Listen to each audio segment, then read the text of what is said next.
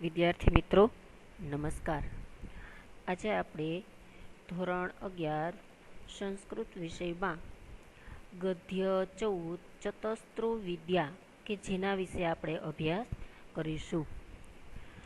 સંસ્કૃત સાહિત્યના જે પ્રાચીન સાહિત્ય છે એનું અધ્યયન કરતા જણાય છે કે ત્યાં ધર્મનીતિની વિચારણા કરનાર ગ્રંથો એટલે કે જે ધર્મનીતિની વિચાર કરનારા જે ગ્રંથો છે કે જે શાસ્ત્રો છે એને ધર્મશાસ્ત્રની અંતર્ગત અને રાજનીતિની વિચારણા કરનાર ગ્રંથો અને શાસ્ત્રોને અર્થશાસ્ત્રની અંતર્ગત એટલે કે તેની અંદર છે મૂકવામાં આવેલા છે। કોને મૂકવામાં આવેલા છે કે જેનું પ્રાચીન સાહિત્ય આપણે જોઈએ છીએ એનું અભ્યાસ કરીએ છીએ ત્યારે જે ધર્મનીતિની વિચારણા કરનાર જે ગ્રંથો છે તેને આ પ્રકારના અર્થશાસ્ત્રમાં અત્યારે સૌથી વધારે જે પ્રસિદ્ધ આચાર્ય ચાણક્ય છે અને તેના દ્વારા રચાયેલું જે કૌટિલ્ય અર્થશાસ્ત્ર છે તે ઈસવીસન પૂર્વે આશરે 300 વર્ષ પહેલાં રચાયેલા અને ગણાતા રાજનીતિ શાસ્ત્રના ગ્રંથે પોતાની એક વિશેષતાઓને કારણે અર્થશાસ્ત્રના પર્યાયનું એને રૂપ લઈ લીધું છે। તમને બાળકો ક્યારેક આવો પ્રશ્ન પૂછાઈ શકે કે આચાર્ય ચાણક દ્વારા રચાયેલા અથવા વિરચિત ગ્રંથનું નામ આપો તો શું આવશે? કૌટિલ્ય। અને તેનો સમય છે એ પણ ક્યારેક આપણે પૂછાય કે ક્યારે એ સમયમાં એને અર્થશાસ્ત્ર છે અથવા એનો ગ્રંથ છે એની રચના કરી છે તો ઈસવીસન પૂર્વે લગભગ 300 વર્ષ પહેલાં। અત્યારે અર્થશાસ્ત્ર એમ કહેતા આ કૌટિલ્ય અર્થશાસ્ત્ર એમ સમજાઈ જાય છે। પ્રસ્તુત પાઠ છે આ કૌટિલ્ય અર્થશાસ્ત્રના પ્રથમ અધિકરણમાંથી લેવામાં આવેલો છે। અહીંયા જે આ ગ્રંથની જે શૈલી છે તે વિશિષ્ટ છે અને આમાં અમુક બાબતની જે ચર્ચામાં પ્રથમ તો પૂર્વ આચાર્યોના તે વિષયના મતોનો ઉલ્લેખ છે કરવામાં આવ્યો છે અને છેલ્લે આચાર્ય કૌટિલ્ય પોતાનો મતને છે એ રજૂ કરે છે। પ્રસ્તુત ગદ્યાંશમાં વિદ્યાઓની વિચારણા કરવામાં આવી છે અને પ્રસંગોપાત એટલે કે પ્રથમ પ્રસંગે પ્રથમ માનવ, બ્રાહસ્પત્ય અને ઔશનસ એ 3 મતોને નોંધીને તે પછી કૌટિલ્ય પોતાના મત છે રજૂ કરે છે। અહીંયા જે આ ત્રણેય છે જે આચાર્યો છે જેમ કૌટિલ્ય છે એને અર્થશાસ્ત્રમાં પોતાના મતને રજૂ કર્યા છે તે માનવ, બ્રાહસ્પત્ય અને ઔશનસ।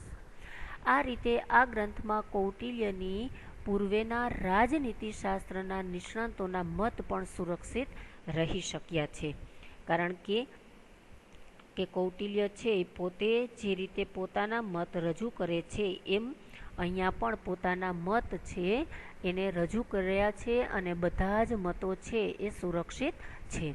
રાજા પોતાની નૈસર્ગિક પ્રતિભાથી રાજ્ય કાર્યમાં સફળ થતો હોય છે પણ જો તેને વધારે પ્રમાણમાં અને કાયમ સફળ થવું હોય એટલે કે કાયમી ધોરણે જો સફળ થવું હોય તો તેને વિદ્યાનો આશ્રય લેવો જોઈએ। એટલે કે વિદ્યાને મહત્ત્વ આપવામાં અહીંયા આવ્યું છે। કોને આપેલું છે કે કોઈ પણ રાજ્ય છે કે કોઈ પણ કાર્ય છે એને જો વધારે રીતે તમારે સફળ કરવું હોય તો વિદ્યા છે એનો આશ્રય આપણે લેવો જ જોઈએ।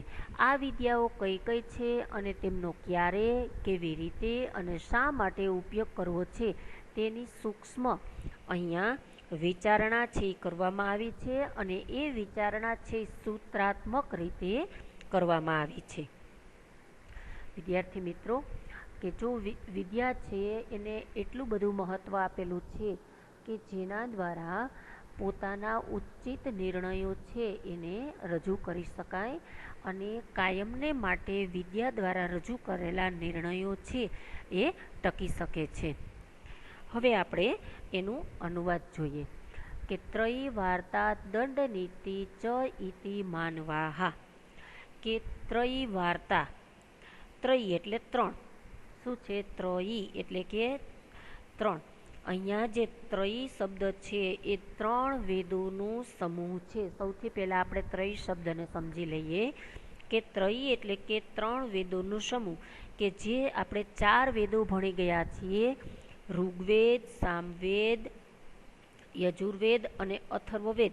એમાંના જે પહેલા 3 વેદ છે, ઋગ્વેદ, યજુર્વેદ અને સામવેદ, એમાં એ 3 વેદો છે જેને ત્રયી શબ્દ તરીકે નવાજવામાં આવે છે, ત્રયી શબ્દ તરીકે ઓળખવામાં આવે છે.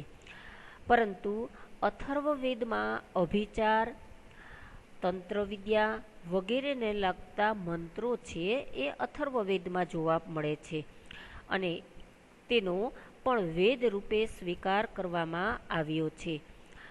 કારણ કે કેનો સ્વીકાર કરવામાં આવ્યો છે? અથર્વવેદનો. પણ એમાં રહેલા જે તંત્રવિદ્યા છે, જે અભિચાર છે, જે કામળટૂપણ છે, એનો વેદ રૂપે સ્વીકાર કરવામાં નહીં આવ્યો હોય. કારણ કે આ બધી બાબત હોવાથી અથર્વવેદ છે એનો અહીંયા સમાવેશ કરવામાં આવતો નથી.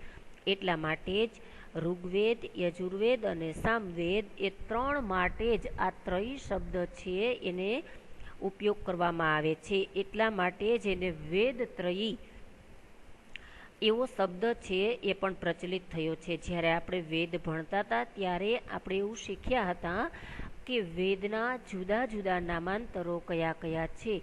તો શ્રુતિ હતું અને બીજું વેદ ત્રયી શબ્દ પણ આવેલો હતો.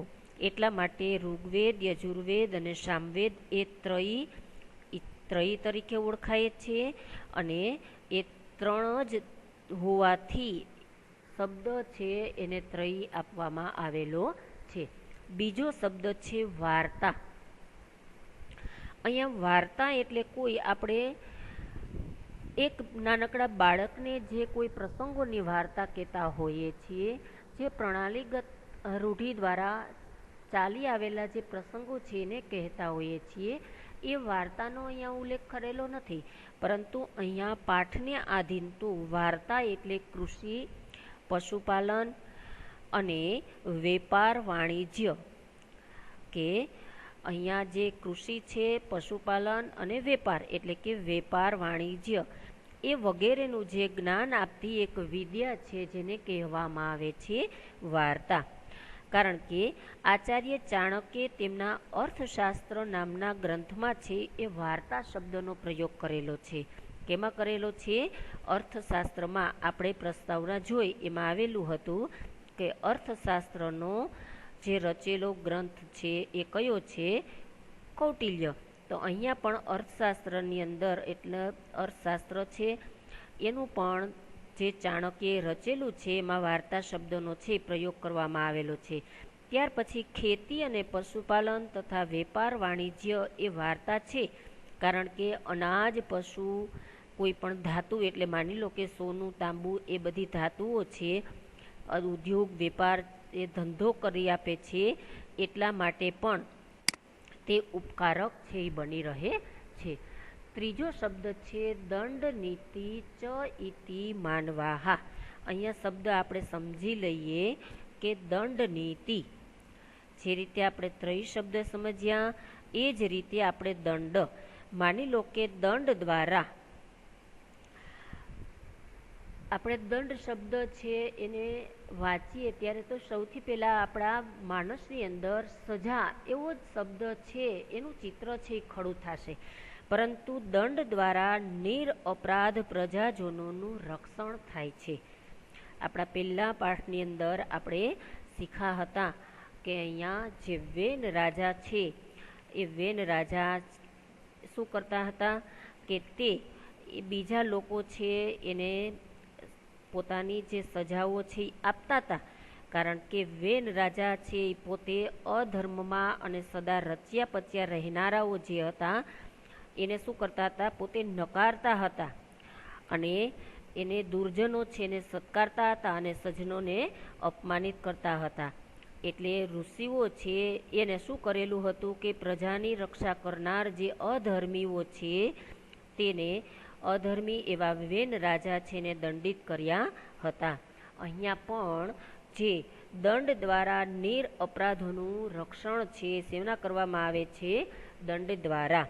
કારણ કે રાજા છે પ્રજાના હિતનો વિચાર કરનાર અને અપરાધીને શિક્ષા કરવામાં જો સતત એ ઉદ્યમ કરતો હોય તો જ રાજ્ય છે એનો વિકાસ છે એ થઈ શકે છે. ચોથું શબ્દ આવે છે કે માનવાહા.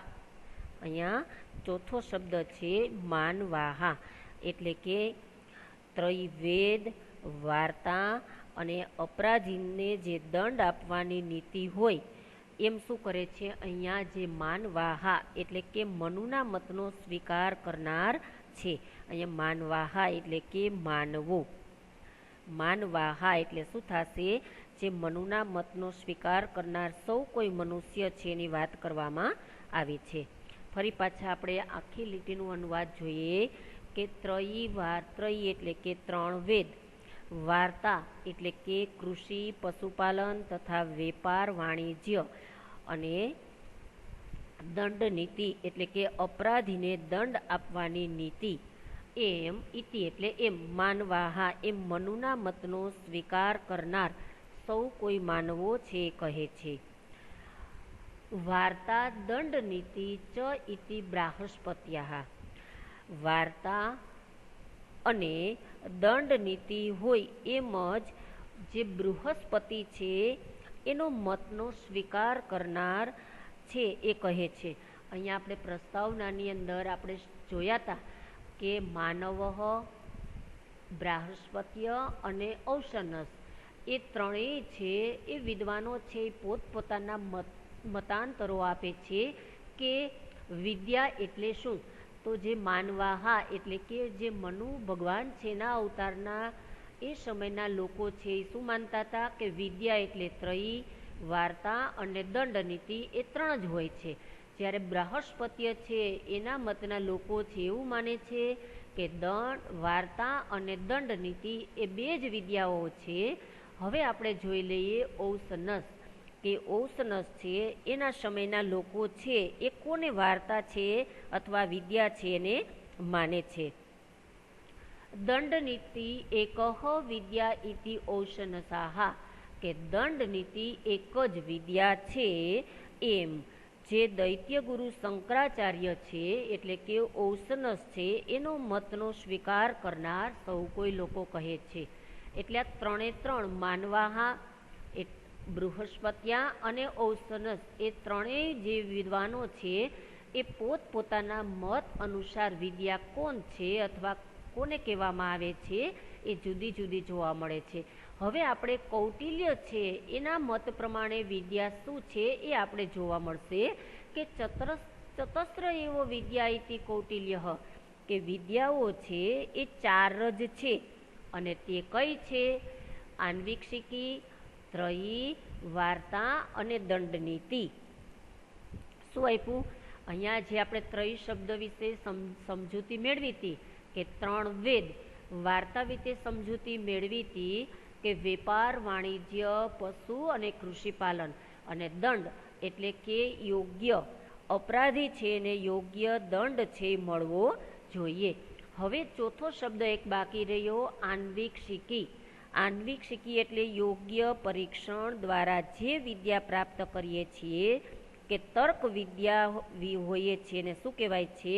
આન્વિક્ષિકી. એટલે જે આન્વિક્ષિકી છે એ સત્યનું દર્શન કરાવતી વિદ્યા છે. એટલે અહીંયા જે ચાણક્ય છે એ શું કરે છે? 3 પ્રકારની, જેને 4 વિદ્યા કીધી ને કૌટિલ્યએ, એ શું કહે છે કે વિદ્યા 4 પ્રકારની છે: આન્વિક્ષિકી, ત્રયી, વાર્તા અને દંડનીતિ. બાળકો, તમને આવો પ્રશ્ન પરીક્ષાની અંદર પૂછાઈ શકે કે કૌટિલ્યના મત પ્રમાણે વિદ્યાઓ કેટલી છે? તો કેટલી આવશે? ચતસ્ત્ર એટલે 4, કે વિદ્યાઓ છે એ 4 જ છે, અને તે આન્વિક્ષિકી, ત્રયી, વાર્તા અને દંડનીતિ. સાંખ્ય યોગો લોકાયતમ ચ અન્વિક્ષિકી, એટલે કે સાંખ્ય જે એક દર્શન શાસ્ત્ર ગણાવતું એક સાંખ્ય છે કે પ્રકૃતિ અને પુરુષનું એ વિવેચન કરાવતો એ દર્શન શાસ્ત્ર છે. અને અષ્ટાંગ યોગ જેના વિશે આપણે જાણીએ છીએ કે અષ્ટાંગ યોગ જે પતંજલિએ રચેલો એ ગ્રંથ છે. અને એ આન્વિક લોકાયતમ ચ આન્વિક્ષિકી, એટલે એ શું છે? આન્વિક્ષિકી. એટલે ફરી પાછું આપણે જોઈ લઈએ કે સાંખ્ય અને અષ્ટાંગ યોગ એ દર્શનશાસ્ત્ર અને ન્યાય ક્ષેત્રી એ આન્વિક્ષિકી છે. ધર્મો અધર્મો ત્રયામ, એટલે કે ધર્મ અને અધર્મ અર્થાત કર્તવ્ય અને અકર્તવ્ય એ ત્રણેય શેમાં છે? ત્રયામ, એટલે કે જે ત્રય શબ્દ હતો, ત્રણ વેદ હતા, એની અહીંયા વાત કરવામાં છે. ત્રયામ એટલે કે ત્રણ વેદમાં. અર્થ અનર્થો વાર્તાયામ, એટલે અર્થ અને અનર્થ. વાર્તા એટલે કૃષિ દ્વારા પ્રાપ્ત થતું જે સારું અને ખરાબ અથવા યોગ્ય અને અયોગ્ય એવું જે ફળ છે ને શું કહેવાય છે? વાર્તા નામની વિદ્યામાં છે. નય ઉપનયો દંડ નીત્યામ, એટલે કે દંડ નીતિમાં ન્યાય અને અન્યાય વિશેની વાત છે. વિદ્યાર્થી મિત્રો, આપણે આજે ત્રયી, વાર્તા, દંડ નીતિ અને આન્વિક્ષિકી એ 4 શબ્દો વિશે આપણે સમજૂતી છે પ્રાપ્ત કરી. હવે આવતા વિડિયાની અંદર આપણે આગળ અનુવાદ જોઈશું. આભાર.